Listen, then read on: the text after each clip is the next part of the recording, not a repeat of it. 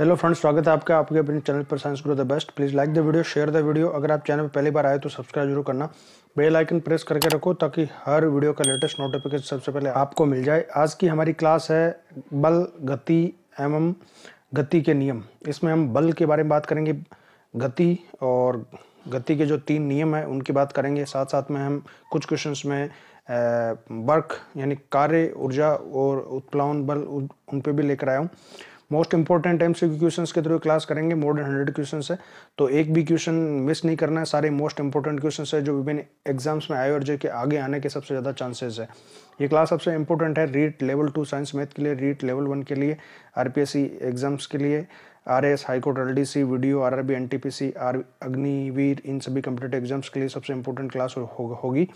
Class की PDF का link आपको डिस्क्रिप्शन में मिल जाएगा, वहाँ से आप पीडीएफ ले सकते हैं। तो चलो शुरू करते हैं आज की क्लास। सबसे पहला क्वेश्चन देखते हैं। एक वस्तु का द्रव्यमान 50 किलो है, वह 8 मीटर प्रति सेकंड की दर से स्थिर अवस्था में गतिमान है। वह वस्तु 15 सेकंड में कितनी दूरी तय करेगी। देखो क्या क्या चीजें दी हुई है। ऐसे क्वेश्चंस में, न्यूमेरिकल क्वेश्चंस में सबसे पहले आप गिवन करके लिख लिया करो कि क्या चीजें दी हुई है और क्या चीज पूछी गई है। फिर फॉर्मूला ढूंढो, कौन सा फॉर्मूला लगेगा, फिर फॉर्मूले में जो वैल्यू दी हुई है आपको वो लिखो और आंसर निकालो। क्या दिया हुआ है, सबसे पहले द्रव्यमान दिया हुआ है, एम दिया हुआ है, ठीक है। कितना दिया हुआ है, 50 किलो दिया हुआ है।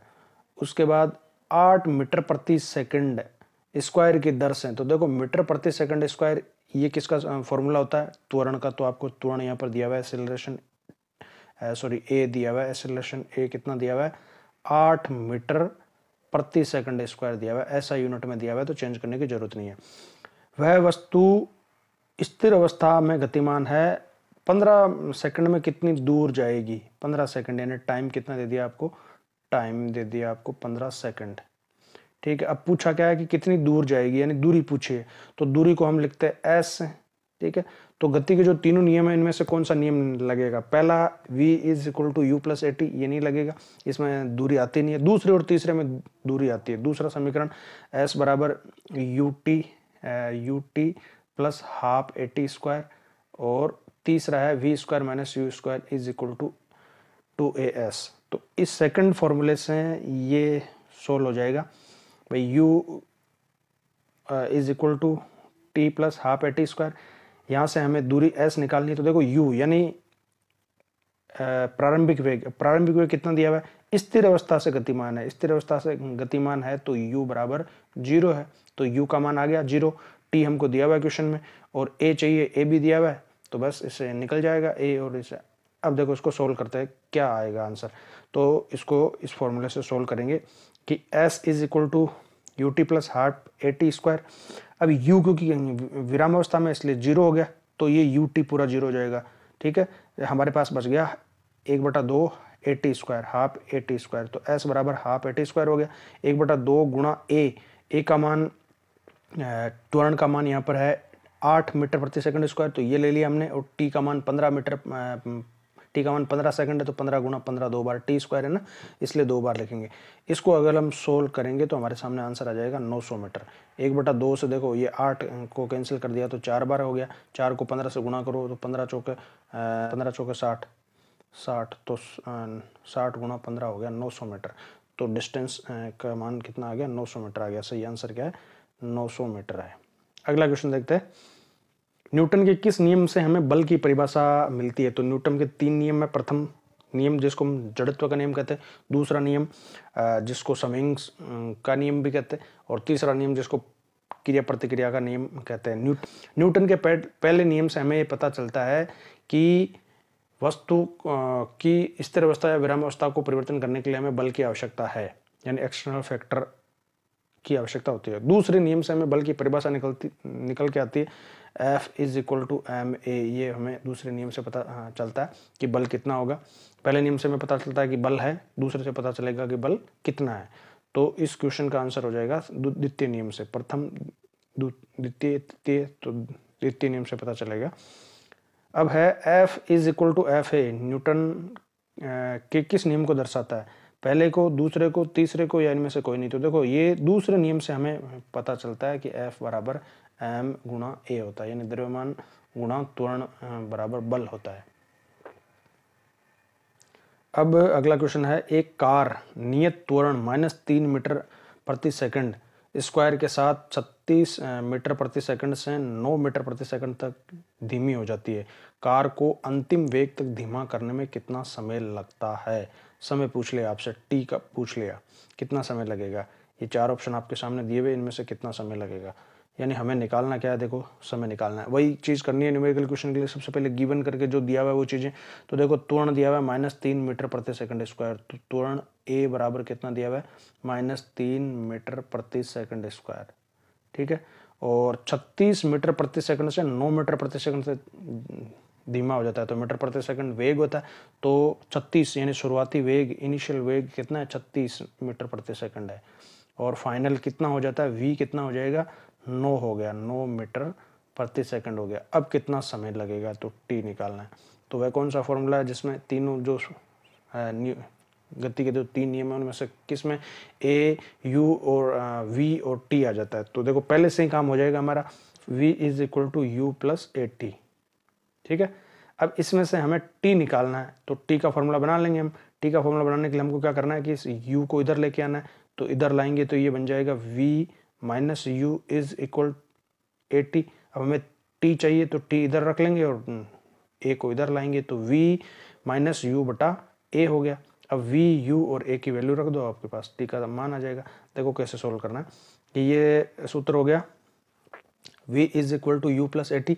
हमें t चाहिए तो हम u को इधर लाएंगे तो ये माइनस में आ जाएगा इधर आके, तो v - u = at। अब हमें t चाहिए तो a को इधर लाएंगे, इधर इनटू में, तो इधर आके डिवाइड में आ जाएगा, यानी v - u बटा a बराबर t आ जाएगा। अब v का मान है 9 और u का मान है 36, तो 9 - 36 करेंगे तो -27 आ गया, डिवाइड बाई a का मान -3 है, तो बटा -3। सब ऐसा ही यूनिट में, इसलिए कोई चेंज करना नहीं है। 27 बटा माइनस से माइनस कैंसिल हो गया, 27 बटा 3 हो गया 9।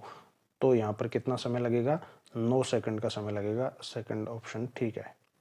अगला क्वेश्चन देखते हैं, क्रिया प्रतिक्रिया नियम को न्यूटन की गति के किस नियम से संबंधित है? क्रिया प्रतिक्रिया का नियम पहले, दूसरे या तीसरे या किसी में से नहीं। देखो पहला नियम कहलाता है जड़त्व का नियम, दूसरा नियम से बल की परिभाषा निकल के आती है F = ma, और तीसरा नियम कहलाता है क्रिया प्रतिक्रिया का नियम, कि प्रत्येक क्रिया के विपरीत और बराबर प्रतिक्रिया होती है, न्यूटन का तीसरा नियम कहलाता है। अगला क्वेश्चन है, एक व्यक्ति किसी 100 मीटर भुजा वाले वर्गाकार मैदान के चारों ओर एक चक्कर पूरा करता है, व्यक्ति द्वारा कुल कितना विस्थापन तय किया गया? वर्गाकार मैदान है और 100 मीटर उसकी भुजा है, तो यहाँ से यहाँ तक मान लो उसने एक चक्कर पूरा लगाया, तो एक चक्कर लगाने में उसको कितना विस्थापन तय किया गया? तो विस्थापन होती है कि फाइनल पोजीशन और इनिशियल पोजीशन के बीच की दूरी, शुरुआत भी यहीं से किया है और ख़त्म भी यहीं हुआ है, तो शुरुआत और ख़त्म वाले दोनों जो लास्ट पॉइंट है, फाइनल और फर्स्ट जो पॉइंट है, यानी शुरुआत जहाँ से की है और ख़त्म जहाँ पर क्या, उन दोनों के बीच दोनों पॉइंट एक ही जगह, तो विस्थापन हो गया यहाँ पर 0। ऑप्शन बी ठीक है। दूरी कितनी हो जाएगी? दूरी जितनी इसकी परिधि है वो हो जाएगी 100 मीटर 100 मीटर 100 मीटर 100 मीटर, यानी 400 मीटर दूरी। लेकिन विस्थापन कितना हो गया? क्योंकि एक ही जगह जहाँ से शुरू किया वहीं वापस आ गया, तो शुरुआती और जो प्रारंभिक बिंदु है उन दोनों के बीच की सीधी दूरी कितनी है? 0 है। अगला क्वेश्चन है, त्वरण का ऐसा मात्रक क्या है? मीटर प्रति सेकंड, किलोमीटर प्रति सेकंड, या मीटर प्रति सेकंड स्क्वायर, या मीटर पर सेकंड। तो त्वरण A = होता है v - u बटा t। v - u ये है वेग में परिवर्तन, यानी वेग में, तो वेग का ऐसा ही सूत्र होता है मीटर प्रति सेकंड, और नीचे टाइम है और टाइम का होता है सेकंड, तो यानी वेग मीटर प्रति सेकंड, मीटर प्रति सेकंड, तो मीटर बटा सेकंड गुणा सेकंड, तो सेकंड गुणा सेकंड हो गया सेकंड स्क्वायर, तो मीटर पर सेकंड स्क्वायर, मीटर पर सेकंड स्क्वायर, ये त्वरण का ऐसा ही मात्रक हो गया। अगला क्वेश्चन है, एक प्रतिध्वनि 2 सेकंड में लौटती है, यदि ध्वनि की गति 300 मीटर प्रति सेकंड है तो स्रोत से प्रतिबिंब कितनी दूरी पर रखा हुआ है? यानी आपको क्या निकालना है? दूरी निकालनी है। दिया हुआ क्या क्या, 2 सेकंड में लौटती है, टाइम दे दिया कितना, 2 सेकंड, और 342 मीटर प्रति सेकंड, तो ये चाल है या वेग कह लो, चाल कह लो। तो चाल आपको कितनी दे दी? चाल दे दी आपको 342 मीटर प्रति सेकंड। पूछा क्या है? दूरी पूछी है। तो चाल, समय और दूरी में क्या सूत्र है? सूत्र है कि 4 बराबर दूरी बटा समय, और चाल बराबर दूरी बटा समय। अब हमें यहाँ क्या निकालना है, हमें दूरी निकालनी है, तो दूरी निकालने के लिए क्या करेंगे, इन दोनों से इंटू इनको, यानी दूरी बराबर चाल गुणा समय। तो दूरी का सूत्र हमारे पास में आ गया चाल गुणा समय।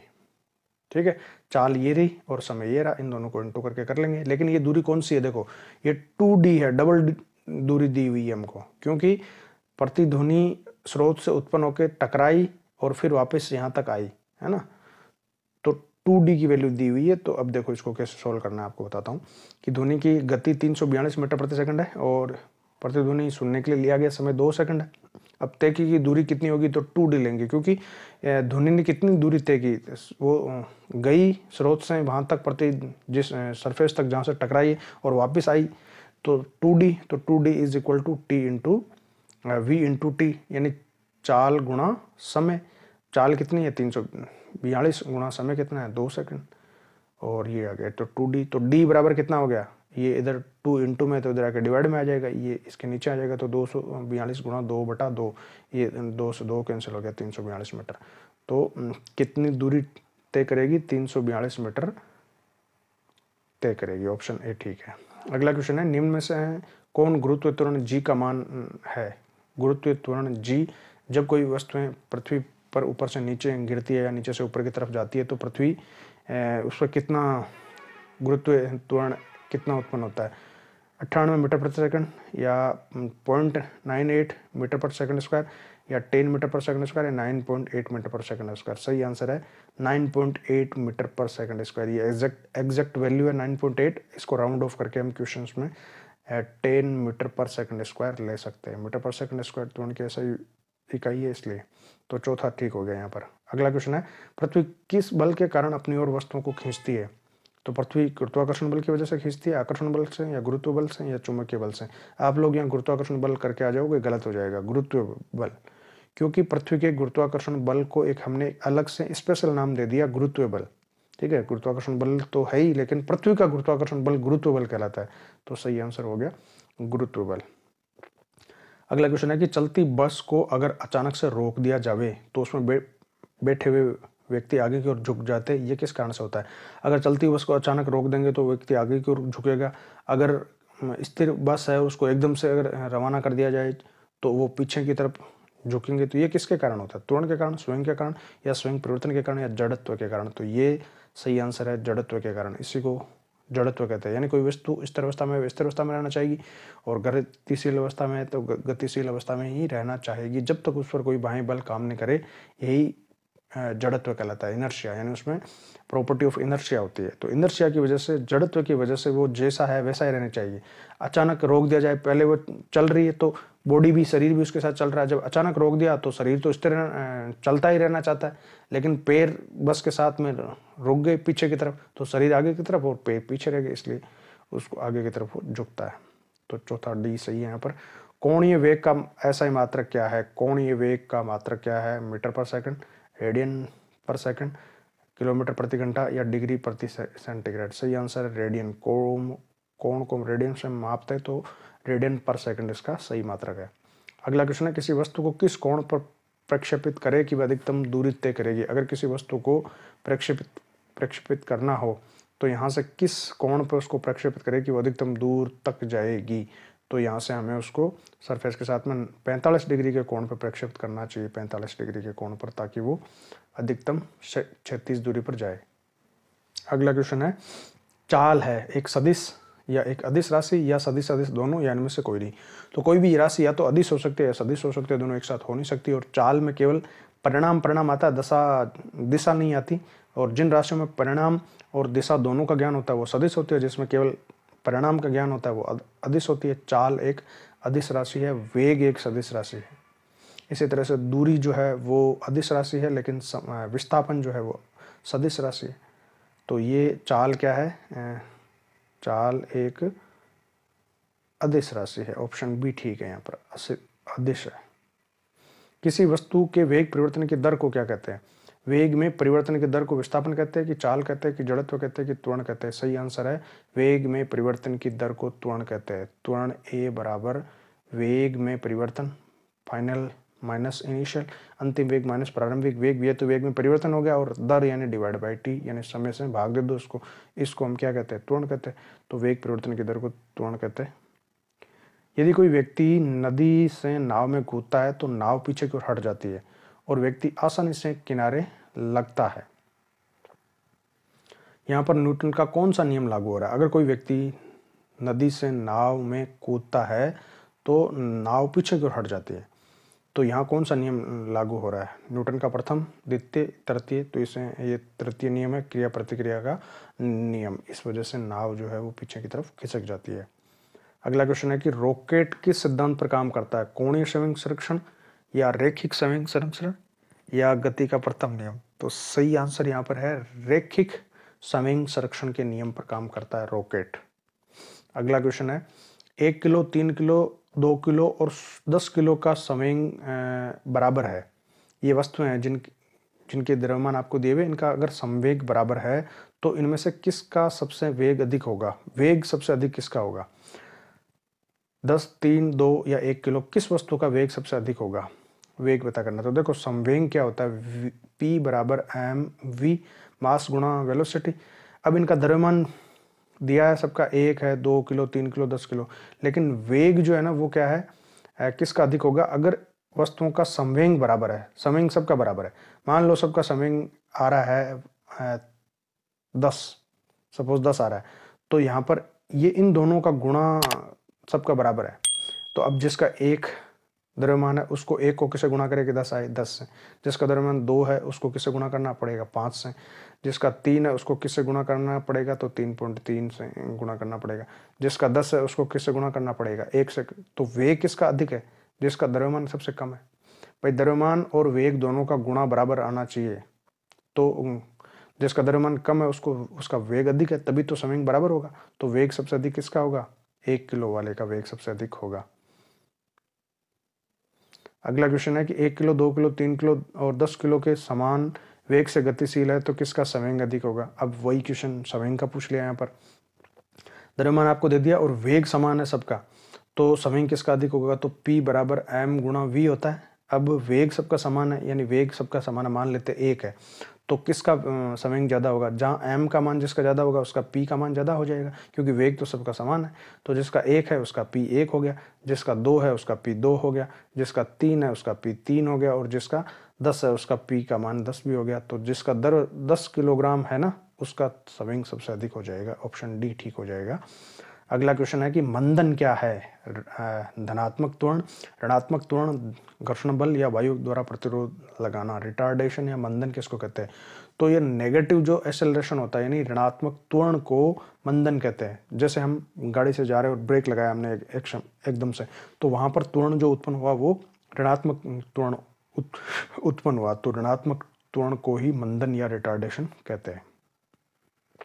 कौन अदिश राशि है? यहाँ 4 राशियां, इनमें से अदिश राशि कौन सी जिसमें केवल परिणाम होता, दिशा नहीं? ऊर्जा, संवेग, त्वरण और वेग। तो सही आंसर है ऊर्जा। बाकी तीनों सदिश राशि हैं, क्योंकि देखो वेग v सदिश राशि होती है और वेग में परिवर्तन की दर त्वरण होता है। तो जब वेग स्वयं है तो त्वरण भी जब वेग सदिश है तो त्वरण भी सदिश होगा, और संवेग जो होता है वो मास गुणा v होता है। यहाँ पर भी वेग आ रहा है तो वेग यहाँ पर आए तो ये भी होगा, यानी वेग सदिश है तो संवेग भी सदिश ही होगा। निम्न में से कौन अदिश नहीं है? इनमें से कोई एक अदिश राशि नहीं है, बाकी 3 जो है वो अदिश राशियाँ है। ऊर्जा अदिश होती है, चाल ये भी अदिश होती है, और द्रव्यमान ये भी अदिश होती है। विस्थापन नहीं होता, क्योंकि विस्थापन जब भी आएगा तो वहाँ पर दिशा भी आएगी। ठीक है, दूरी जो है वो अदिश होती है, इसीलिए चाल भी अदिश हो जाती है, क्योंकि दूरी बटा समय चाल होती है। लेकिन विस्थापन क्योंकि सदिश है तो विस्थापन बटा दूरी की जगह अगर हमने विस्थापन ले तो विस्थापन बटा समय जो है वो वेग होता है, तो वेग क्या हो जाएगा? सदिश हो जाएगा। अगला क्वेश्चन है एक समान वेग में वस्तु समान त्वरण से गति करती है, बिना बाहरी बल के गति करती है, समान समय अंतराल पर समान दूरी तय करती है या समान समय अंतराल पर समान दूरी तय नहीं करती है। देखो, एक समान वेग यानी उसका वेग जो है ना तो बढ़ रहा है और ना ही घट रहा है, एक समान है। समय बढ़ रहा है, जैसे जैसे गति हो रही है समय बढ़ रहा है, लेकिन वेग उतना ही है, 5 मीटर पर सेकंड है तो 5 मीटर पर सेकंड ही है। अगर समान वेग है तो समान त्वरण से गति करेगी, नहीं होगा। समान त्वरण से गति करेगी, त्वरण समान फिर भी नहीं हो सकता, क्योंकि हो सकता है उसमें घर्षण बल काम कर रहा हो। बिना भारी बल के गति करेगी, बल तो काम करेगा। समान समय अंतराल में समान दूरी तय करेगी, ये सही है। जब समान वेग रहेगा तो समान समय अंतराल में समान दूरी तय करेगी। वेग अगर कम या ज़्यादा रहेगा तो फिर वो समान समय अंतराल में असमान दूरी तय करेगी। तो सही ऑप्शन यहाँ पर सी है। असमान वेग में वस्तु समान अंतराल पर, अगर असमान वेग है तो समान अंतराल पर वस्तु समान त्वरण की गति होगी, समान वृद्धि समय की वृद्धि होगी, समान दूरी तय नहीं करती या समान दूरी तय करती है। देखो, जब समान वेग होगा तो समान दूरी तय करेगी, लेकिन अगर असमान वेग है तो फिर समान समय अंतराल में वो समान दूरी तय नहीं करेगी। ऑप्शन सी ठीक है। अगला क्वेश्चन है, औसत चाल को किस तरह से परिभाषित करेंगे। औसत चाल, भाई चाल बराबर होता है दूरी बटा समय। तो औसत चाल किसको रहते हैं, चाल बटा समय, समय बटा चाल, चालों का कुल योग बटा समय, या कुल तय की दूरी बटा कुल लिया गया समय। सही आंसर है डी, औसत चाल ही निकालते हैं ज़्यादातर हम किसी जो भी यात्रा होती है उसमें। तो पूरे रास्ते में हमने अलग अलग दूरी तय करी अलग अलग समय में, तो आपने कुल दूरी कितनी तय की गई वो बटा कुल कितना समय लगा, इससे आपकी औसत चाल आ जाएगी। तो औसत चाल बराबर कुल तय की गई दूरी बटा कुल लिया गया समय। अगला क्वेश्चन है, किसी वस्तु का वेग और उसका द्रव्यमान को गुणा करने पर हमें क्या प्राप्त होगा। अगर किसी वस्तु के वेग और द्रव्यमान को गुणा करे तो m गुणा v, ये किसका सूत्र है, p का, संवेग का। तो हमें क्या प्राप्त होगा, संवेग प्राप्त होगा। संवेग का ऐसा मात्रक क्या है, अगला क्वेश्चन पूछ लिया। संवेग का ऐसा मात्रक क्या होगा, तो संवेग होता है, देखो p बराबर m गुणा v, इन दोनों का ऐसा मात्रक जो होगा वही इसका हो जाएगा। तो द्रव्यमान का ऐसा मात्रक होता है किलोग्राम गुणा वेग का होता है मीटर पर सेकंड। तो किलोग्राम गुणा मीटर पर सेकंड, किलोग्राम गुणा मीटर पर सेकंड ऑप्शन डी में है। तो ऑप्शन डी ठीक हो गया। अगला क्वेश्चन है, किसी वस्तु का द्रव्यमान होता है स्थान के अनुसार परिवर्तित होता है, प्रत्येक स्थान पर अलग होता है, समान होता है, या प्रत्येक अपने भार के बराबर होता है, या पहाड़ पर उच्चतम होता है। देखो, किसी भी वस्तु का द्रव्यमान हमेशा स्थान पर निर्भर नहीं करता, चाहे वो कहीं भी रहे, द्रव्यमान हमेशा समान होता है, भार अलग अलग हो सकता है। जब एक बस को अचानक से चलाया जाता है तो उसमें बैठे हुए व्यक्ति पीछे की तरफ झुक जाते हैं, यह घटना क्या कहलाती है। विराम, जड़त्व गति, या जड़त्व की दिशा, या इनमें से कोई नहीं। देखो, ये जड़त्व की वजह से होता है, और जड़त्व स्थिर जड़त्व, दिशा का जड़त्व और गति का जड़त्व हो सकता है। वस्तु पहले जिस अवस्था में थी ना वही हो जाएगा। अब पहले वस्तु किस अवस्था में थी, अचानक से चला जाता है बस को, तो पहले वस्तु स्थिर अवस्था में थी तो वो स्थिर अवस्था में रहनी चाहिए, यानी वहाँ यहाँ पर क्या विराम स्थिर अवस्था यानी विराम जड़त्व हो गया, ऑप्शन ए। अगला क्वेश्चन है, निम्न में से कौन सी राशि जड़ता की माप है। जड़ता की माप क्या है, किसी वस्तु का कितना जड़त्व होगा, अधिक होगा कि कम होगा, ये किस पर डिपेंड करता है, वेग पे, त्वरण पे, द्रव्यमान पे, या भार पे। तो inertia is the measure of mass, यानी द्रव्यमान पर निर्भर करता है। इनर्शिया जो है जड़त्व है वो द्रव्यमान पर, जितना अधिक द्रव्यमान उतना अधिक जड़त्व। अगला क्वेश्चन है कि बल की वह मात्रा जो 1 किलो वस्तु पर 1 मीटर प्रति सेकंड स्क्वायर का त्वरण उत्पन्न करे, तो उसको हम क्या कहेंगे। तो देखो, बल F बराबर ma, ये होता है द्रव्यमान गुणा त्वरण। अब अगर उसका द्रव्यमान 1 किलो है, ठीक है, और उसका त्वरण 1 मीटर प्रति सेकंड स्क्वायर है, तो 1 गुणा 1 यानी 1, तो द्रव्यमान कितना हो जाएगा, 1 न्यूटन। ये दोनों ऐसा इकाई में है तो इसके ऐसा इकाई यानी न्यूटन, बल की ऐसा इकाई न्यूटन होती है, तो 1 न्यूटन हो जाएगा। सो ये आंसर है सी। अगला क्वेश्चन देखते हैं कि 1 किलो वस्तु का भार कितना होता है। वस्तु 1 किलो की है, द्रव्यमान दे दिया आपको 1 किलो, तो इसका भार कितना होगा। अब देखो, भार को हम लिखते हैं W से, भार होता है बल, पृथ्वी के द्वारा उस पर लगाया गया गुरुत्वाकर्षण बल कहलाता है उस वस्तु का भार। और यानी भार बल है तो बल क्या होता है, F बराबर m गुणा a। अब यहाँ पर क्योंकि पृथ्वी लगा रही है उस पर गुरुत्वीय त्वरण, तो यहाँ पर त्वरण का मान क्या हो जाएगा, गुरुत्वीय त्वरण g हो जाएगा।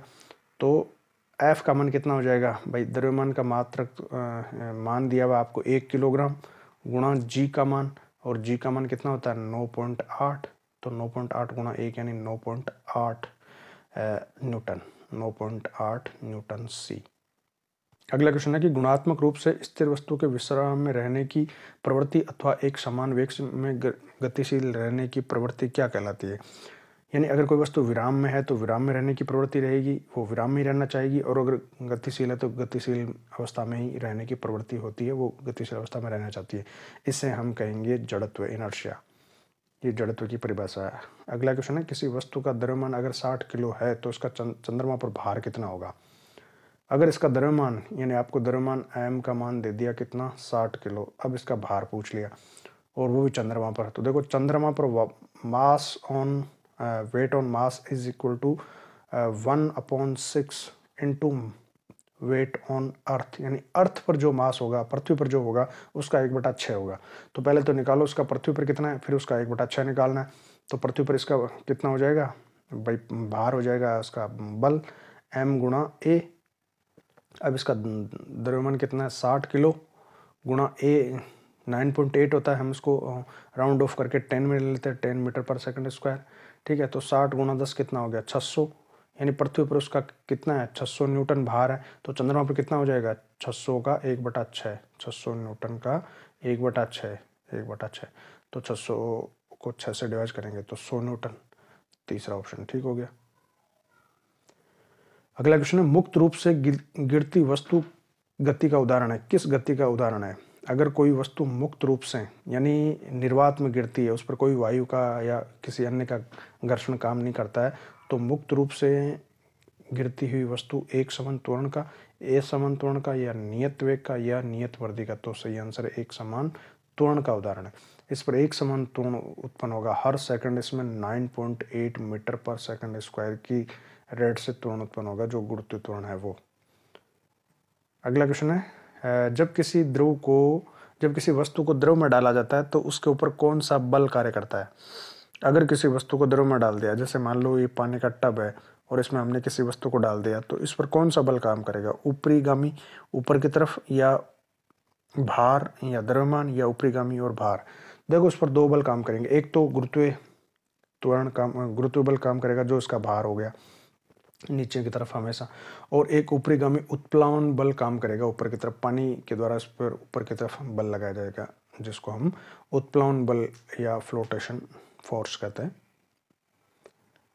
जब पत्थर के किसी टुकड़े को जल में डुबाया जाता है तो ये के बराबर जल को विस्थापित करता है। अगर पत्थर का टुकड़ा या कोई भी टुकड़ा अगर उसको हम जल में डुबाएंगे तो ये किसके बराबर जल विस्थापित करेगा, अपने घनत्व के बराबर, या विशिष्ट के बराबर, या द्रव्यमान के बराबर, या आयतन के बराबर। तो सही आंसर है आयतन के बराबर। कोई भी वस्तु जल में अपने आयतन के बराबर जल का आयतन विस्थापित करती है। अब अगर वो अपने आयतन से अधिक जल का आयतन अगर विस्थापित करेगी तो वो तैरेगी, और अगर जितना आयतन उस वस्तु का उससे कम आयतन जल का उसने विस्थापित किया तो वो डूब जाएगी। अगला है इनमें से कौन से विस्थापन की विशेषता नहीं है। इसमें परिणाम और दिशा दोनों होते हैं, बिल्कुल होते हैं, क्योंकि ये सदिश राशि है, ये सदैव धनात्मक होता है। इसका परिणाम वस्तु द्वारा तय की दूरी के बराबर या कम हो सकता है, तो ये भी हो सकता है, जितनी दूरी वस्तु तय करेगी उसके बराबर हो सकता है, या उससे कम भी हो सकता है, उससे अधिक तो नहीं होगा। ये शून्य हो सकता है, बिल्कुल शून्य हो सकता है, जैसे वर्ताकार पथ में अगर प्रारंभिक स्थिति और अंतिम स्थिति एक ही जगह है तो शून्य हो जाएगा। ये हमेशा धनात्मक नहीं होता, ये गलत है। ऋणात्मक भी हो सकता है, शून्य भी हो सकता है और धनात्मक भी हो सकता है। तो दूसरा स्टेटमेंट यहाँ पर। अगला क्वेश्चन है कि जब गेंद फर्श पर गिरती है तो उछलती है, ये किसके कारण होता है। न्यूटन की गति का पहला नियम, या न्यूटन की गति का दूसरा नियम, या तीसरा नियम, या गेंद लोचदार है इसलिए। सही आंसर है जब वो नीचे गिरती है तो ये एक्शन है, यानी क्रिया है, और फर्श के द्वारा इस पर प्रतिक्रिया बल लगता है, तो इसलिए वो वापस ऊपर की तरफ उछलती है। तो ये क्रिया प्रतिक्रिया यानी तीसरा नियम है, तीसरा स्टेटमेंट यहाँ पर ठीक है। एक वर्ताकार पथ में स्थिर चाल के साथ किसी पिंड की गति को क्या कहते हैं। अगर कोई वर्ताकार पथ है और उसमें कोई पिंड है और वो स्थिर चाल से चल रहा है, स्थिर चाल का मतलब है कि उसकी चाल बदल नहीं रही है, ठीक है, हमेशा एक समान चाल है तो उसको वृत्तीय गति कहेंगे, दोलनी गति कहेंगे, असमान वृत्तीय गति कहेंगे, एक समान वृत्तीय गति कहेंगे। सही आंसर है, इसको हम एक समान वृत्तीय गति कहेंगे। अगला है चलती बस में एक यात्री को आगे धक्का लगता है जब बस अचानक रुक जाती है। तो ये किसके द्वारा होता है? न्यूटन के पहले नियम के द्वारा समझा सकते हैं इसको, कि दूसरे नियम से, कि तीसरे नियम से, कि स्विंग सेक्शन के सिद्धांत के द्वारा। सही आंसर है, इसे हम न्यूटन के प्रथम नियम यानी जड़त्व के द्वारा समझा सकते हैं। क्योंकि जब वस्तु चलती है तो एक व्यक्ति को आगे धक्का निकलता है और वो अचानक रुक जाती है तब। जब चल रही है तो वो गतिशील अवस्था में, जब एकदम से ब्रेक लगाया बस रुक गई, लेकिन उसके शरीर, जो ऊपरी शरीर है जो बस के संपर्क में नहीं है, वो अभी गति में ही है, इसलिए वो गतिशील अवस्था में रहना चाहता है। जबकि उसका बाकी का जो शरीर है जो बस के संपर्क में, वो पीछे रह जाता है, इसलिए वो आगे की तरफ झुकता है। जूतों के सोल को खांचेदार क्यों बनाया जाता है? जूतों के जो सोल होते हैं नीचे से, वो खांचेदार क्यों बनाते हैं? जूतों को अधिक सुरक्षा देने के लिए, घर्षण को कम करने के लिए, घर्षण को बढ़ाने के लिए, या जूते की आयु बढ़ाने के लिए? सही आंसर है घर्षण को बढ़ाने के लिए, ताकि हमें चलने में कंफर्टेबल हो और मुड़ने में, दौड़ने में हमारी मदद करे। घर्षण को बढ़ाने के लिए ऐसा किया जाता है। एक समान परिपत्र यानी एक समान वृत्तीय गति में, एक समान वृत्तीय गति ये होती है तो इसमें वेग स्थिर रहता है, दूरी स्थिर रहती है, विस्थापन स्थिर रहता है, या गति स्थिर रहती है? सही आंसर है इसमें कि इसमें गति स्थिर रहती है। वेग स्थिर इसलिए नहीं रहता क्योंकि एक समान गति है इसके, लेकिन फिर भी हर पॉइंट पर इसकी दिशा बदल रही है, और दिशा में बदलना भी जो है वो वेग में बदलाव माना जाता है। दूरी स्थिर नहीं रहेगी, यहाँ से यहाँ आएगी तो दूरी तो बढ़ेगी। विस्थापन भी स्थिर नहीं रह रहा है और गति स्थिर है। 6 किलोग्राम द्रव्यमान की एक वस्तु 8 मीटर प्रति सेकंड की एक समान गति के साथ घर्षण रहित क्षैतिज सतह पर फिसल रही है। वस्तु को समान सरल रेखा के साथ गतिमान बनाए रखने के लिए आवश्यक बल कितना है? एक समान सरल रेखा पर कोई वस्तु गतिमान है मान लो, और 6 किलो की वस्तु है, द्रव्यमान दे दिया, और 8 मीटर प्रति सेकंड की एक समान गति के साथ, अच्छा इसकी गति समान है, बढ़ नहीं रही है, और घर्षण रहित है, नीचे से घर्षण रहित है, कोई घर्षण नहीं लग रहा है। तो अब इसको गतिमान बनाए रखने के लिए आवश्यक बल कितना है? जब एक समान गति के साथ है तो बल तो एक बार लगाना पड़ेगा, उसके बाद बल लगाने की आवश्यकता नहीं है, क्योंकि अगर असमान गति होती तो हमें बल लगाना पड़ता या कम करना पड़ता। और नीचे घर्षण नहीं हो रहा है तो घर्षण की वजह से इसकी गति जो है वो सेम रह जाएगी, वेग में कोई परिवर्तन नहीं होगा। तो 0 न्यूटन का बल आपको इस पर लगाना पड़ेगा। अगला क्वेश्चन है, 20 किलो की एक वस्तु विराम अवस्था पर स्थित है। एक स्थिर वर्ग की क्रिया के तहत ये 7 मीटर प्रति सेकंड की गति प्राप्त करती है। बल द्वारा किया गया कार्य कितना है? कार्य पूछ लिया बल द्वारा, तो देखो W = Fs होता है, यानी फोर्स इनटू डिस्प्लेसमेंट। अब यहाँ पर आपको बल का मान दे नहीं रखा है, तो बल का नहीं दे रखा है तो बल के सूत्र से m गुणा a से निकाल सकते हैं। m तो दे रखा है लेकिन a नहीं दे रखा, ठीक है, तो ये नहीं लगेगा। तो फिर यहाँ पर बल बराबर ऊर्जा भी होता है, E। क्या यहाँ पर कोई ऊर्जा, स्थितिज ऊर्जा, गतिज ऊर्जा? बिल्कुल गतिज ऊर्जा है, गतिज ऊर्जा की वजह से हो सकता है। तो बल बराबर हो जाएगा गतिज ऊर्जा में परिवर्तन। अब गतिज ऊर्जा में परिवर्तन कितना होता है? देखो विराम अवस्था में तो शुरुआती गतिज ऊर्जा इसकी 0 है, तो बल जो कार्य हो जाएगा वो किसके बराबर हो जाएगा? वो हो जाएगा E पोटेंशियल, अंतिम जो गतिज ऊर्जा उसके बराबर हो जाएगा। अब गतिज ऊर्जा का सूत्र होता है 1/2 mv², तो 1/2 mv² ही इसका कार्य हो जाएगा।